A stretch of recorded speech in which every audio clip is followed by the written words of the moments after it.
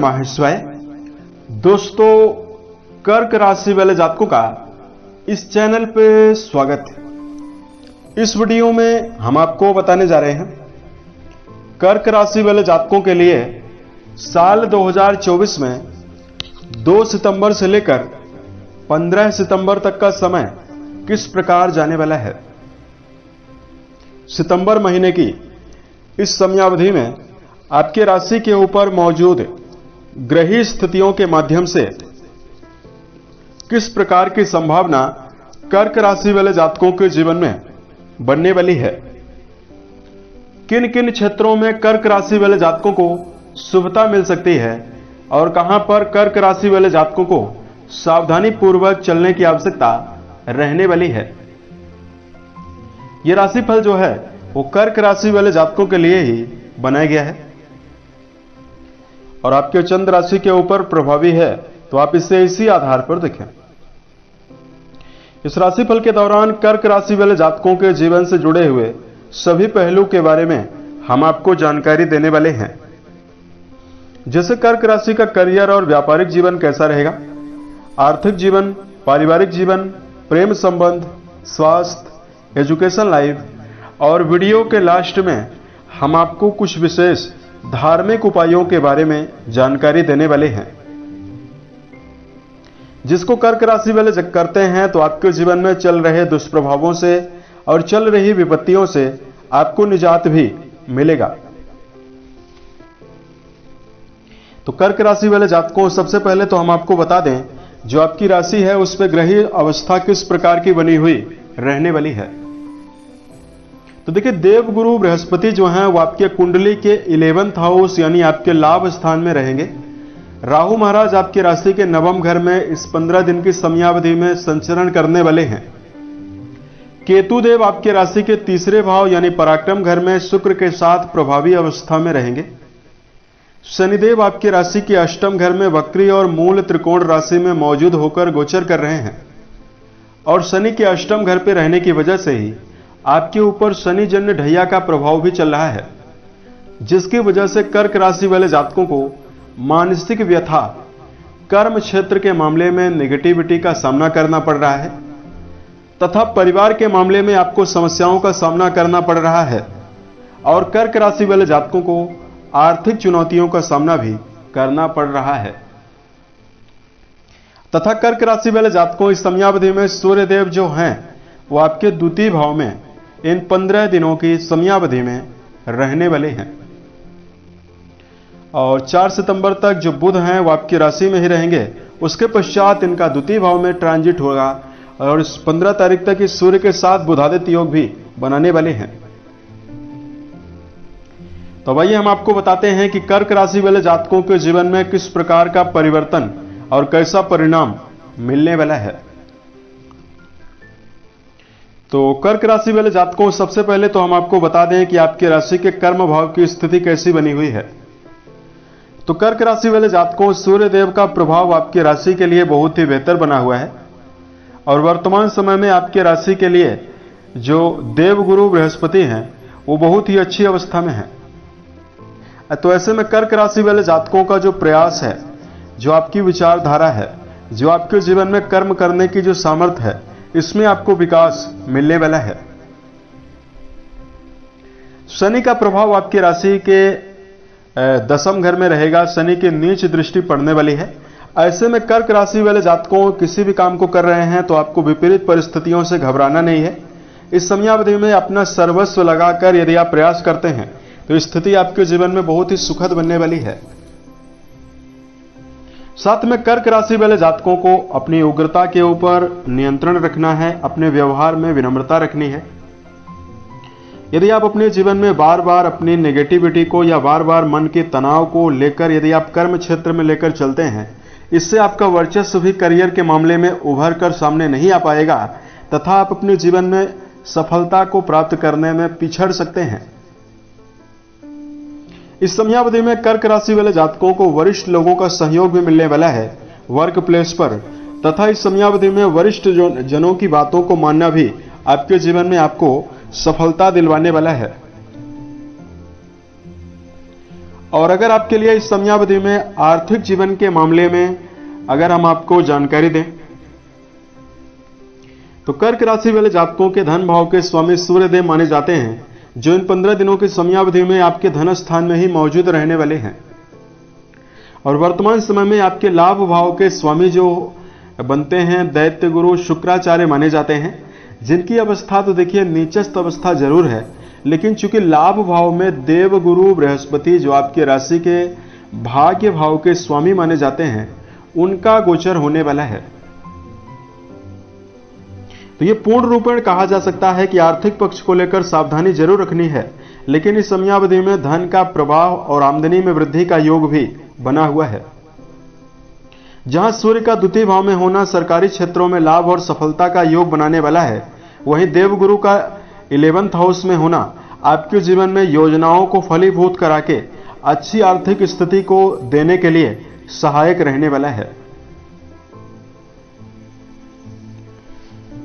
केवल एक बात का आपको ध्यान जरूर रखकर चलना है कि कर्क राशि वाले जातक इस समयावधि में हड़बड़ाहट में आकर या भावना के आवेश में आकर यदि आप बड़ी धन राशि का कहीं पर निवेश कर रहे हैं तो आपको सावधान रहना है।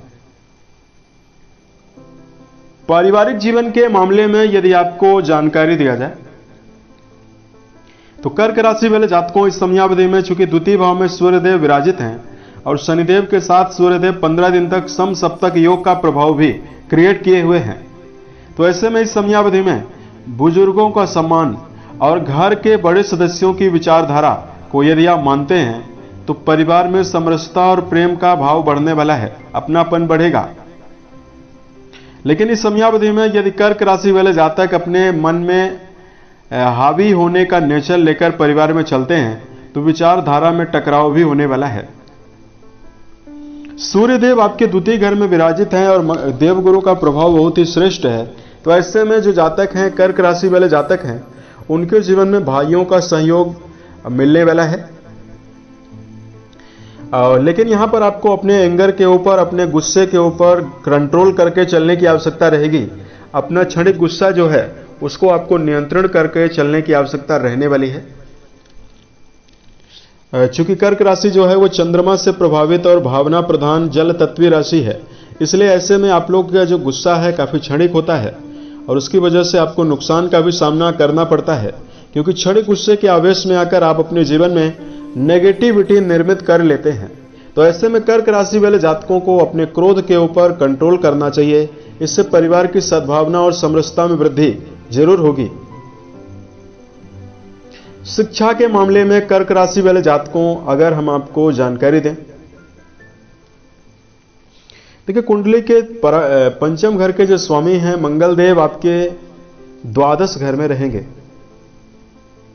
तो ऐसे में जो जातक एजुकेशन फील्ड में हैं उनको इस समयावधि में वाद विवादों से बचना चाहिए। शिक्षा के क्षेत्र में जुड़े हुए जातकों को अपनी फोकस और अपनी एकाग्रता को कायम रखने की आवश्यकता इस समयावधि में रहने वाली है। इन 15 दिनों की समयावधि में कर्क राशि वाले जातकों को अपनी संगति के ऊपर ध्यान रखकर चलना चाहिए तथा नकारात्मक वातावरण में यदि आप संलग्न होते हैं, इससे आपकी विचारधारा में नेगेटिविटी हावी हो सकती है। ऐसे में आप अपने जीवन में पॉजिटिव वातावरण में अपने आप को इस समयावधि में यदि आप लेकर चलते हैं तो आपके जीवन में आपको अच्छा परिणाम मिलेगा। और साथ में अगर हम आपको प्रेम और वैवाहिक जीवन के मामले में जानकारी दें,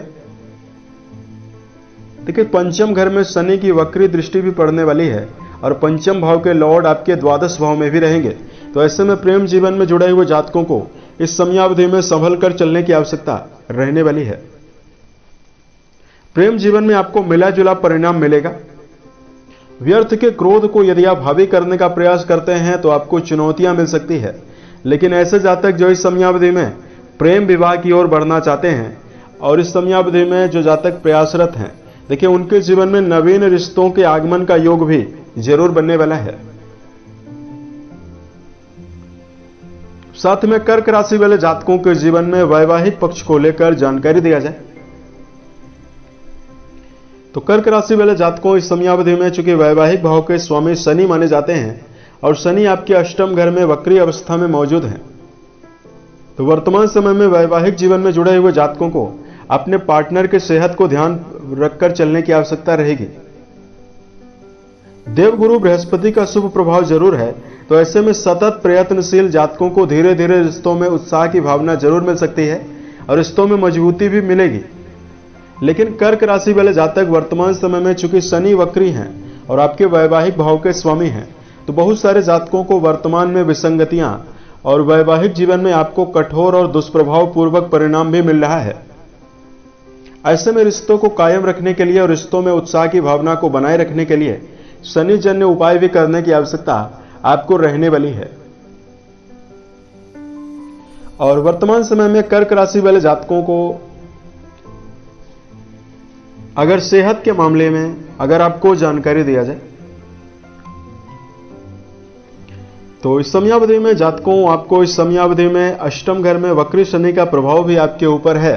तो इस समयावधि में जातकों को सेहत के प्रति कुछ विशेष सावधानी आपको रखना चाहिए। देखिए, लापरवाही रवैया जो होता है वो सेहत को दुष्प्रभाव में डालता है और जीवन में कई प्रकार की परेशानियां भी देता है। ऐसे में सबसे पहले तो कर्क राशि वाले जातक दिनचर्या व्यवस्थित बनाकर चलें। सही समय पर सोना, सही समय पर जगना, रोजाना व्यायाम करना, ये सभी अच्छी आदतें आपको शुभ प्रभाव देने वाली है। मंगल की द्वादश घर में मौजूदगी 15 दिनों में है और शनि आपके अष्टम घर में विराजित हैं, तो ऐसे में जातकों को वाहन चलाते समय भी सावधान रहना चाहिए। और इस समयावधि में यदि आपको उपायों की जानकारी दिया जाए, तो कर्क राशि वाले जातकों को इस समयावधि में देखिए, सबसे पहले तो आपको सुंदरकांड या हनुमान चालीसा का रोजाना पाठ करना आपके जीवन में शुभ प्रभाव देने वाला है। और चूंकि शनि का बैड इफेक्ट है, बुरा प्रभाव है, तो वर्तमान में कर्क राशि वाले जातकों को इस समयावधि में शनि जन्य चीजों का दान करना शुभ रहने वाला है। शनिवार के दिन शनि की होरा में अपने शरीर से उतार कर यदि आप काली चीजों का दान करते हैं, तो आपके जीवन में चल रहे शनि जन्य दुष्प्रभाव समाप्त होंगे और आपको अनुकूलता भी मिलने वाली है। जैसे काला चना, काला छाता, काली उड़द, काला जूता, इनमें से किसी भी चीज का यदि आप दान करते हैं तो आपके जीवन में शुभता मिलने वाली है। और साल 2024 के सभी महीने आपके जीवन में अच्छी अवस्थाओं का निर्धारण करें। इसी कामनाओं के साथ मैं अपनी वाणी को विराम देता हूं। ओम नमः शिवाय।